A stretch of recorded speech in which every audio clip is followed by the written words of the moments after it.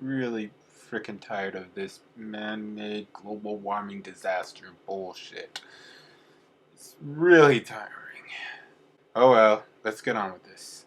Howdy y'all, my name is Ration Outlaw, and today I will be doing a sort of a compilation of videos about, what was it, 4 videos I think? No, 3 videos. My mistake. Anywho, before I continue, I would like to say I do not deny climate change.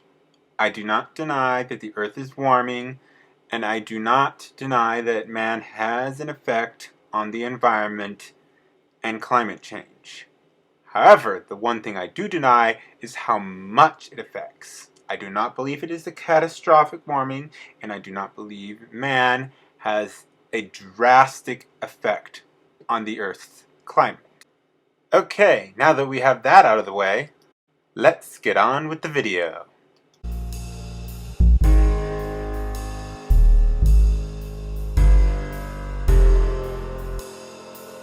Gee, HuffPost, you guys are real downers. I'm actually glad Trump had his pull out of that horrible plan.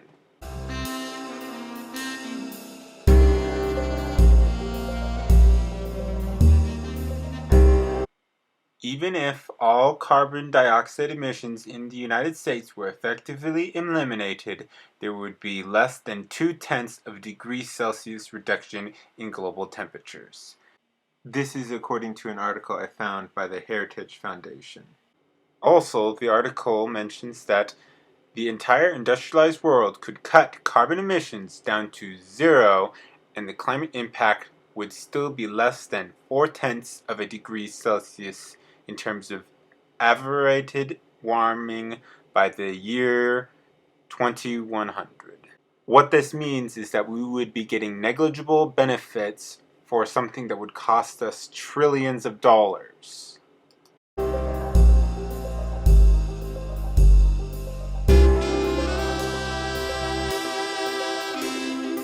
Oh, so you're going to use the ad populum fallacy now, are you? How ethical of you.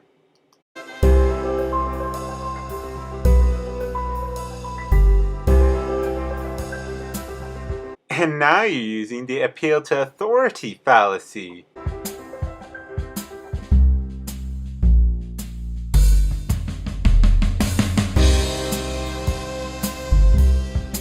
No, it's not. And as I said before, there are negligible benefits for that piece of crap.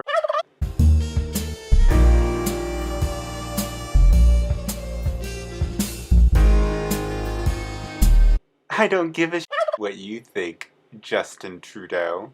You can go f yourself. But, as a side note, can you, show me your backside?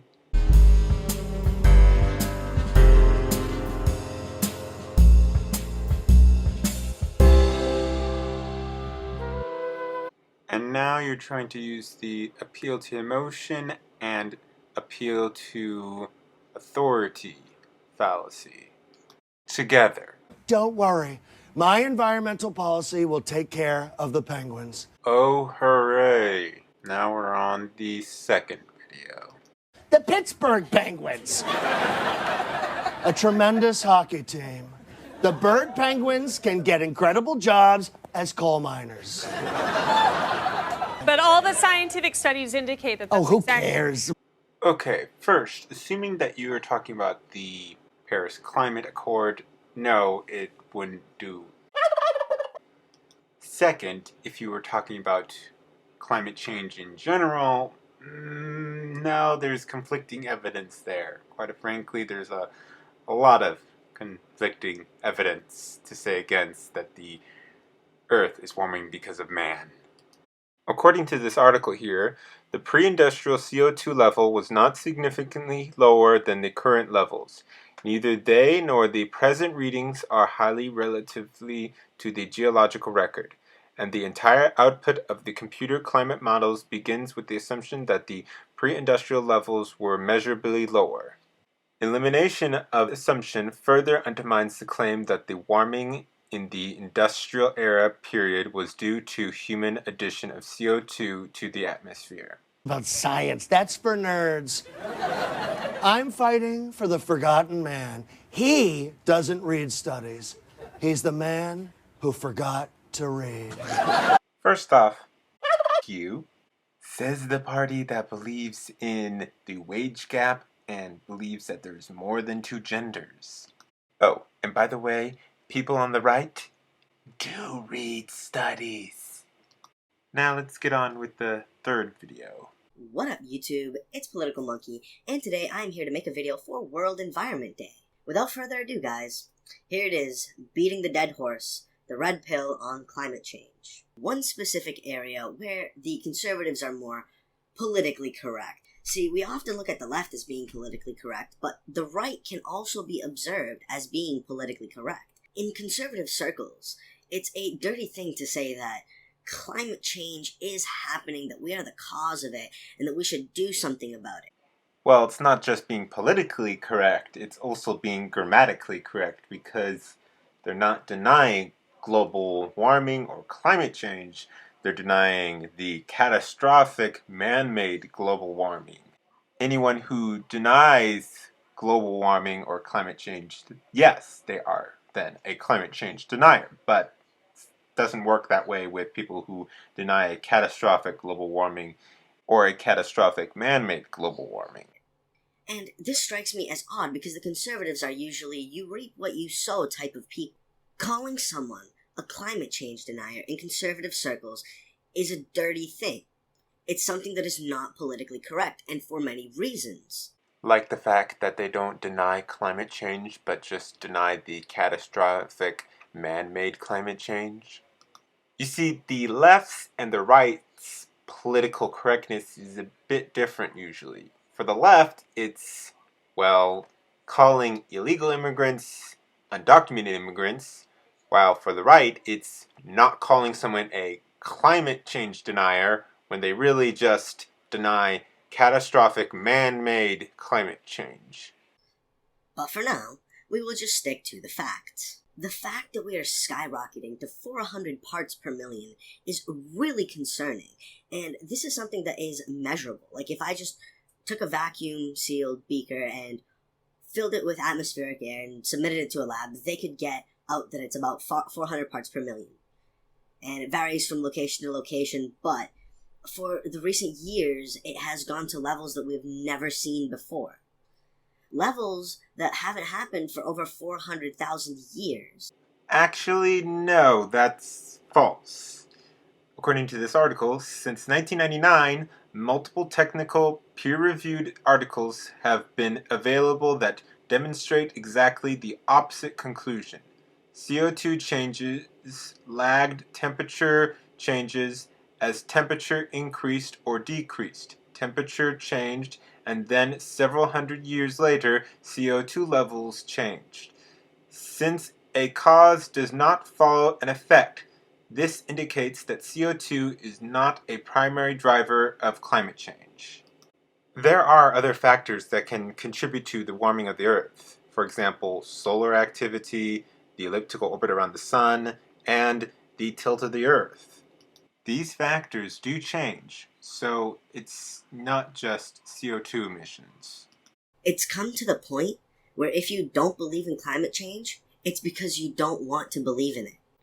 It's simply because you don't want to take any responsibility for the fact that we have caused this. Again, as I have said previously in this video, we don't necessarily cause climate change all that much. The pollution that we cause is not substantial enough, according to the evidence I have provided. Here's the thing, Senator. Facts are stubborn things. Facts don't care whether you agree or not. And I have the facts on my side. No, you don't.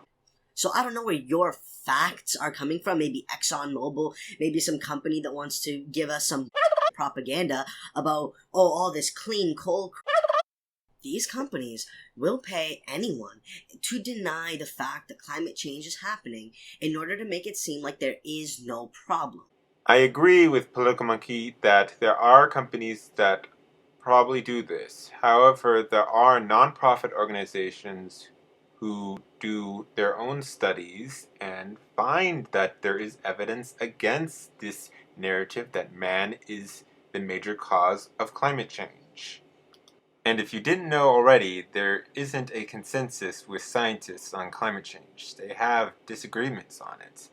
For example, according to an article I've read, it says, climate is an interdisciplinary subject requiring insights from many fields of study.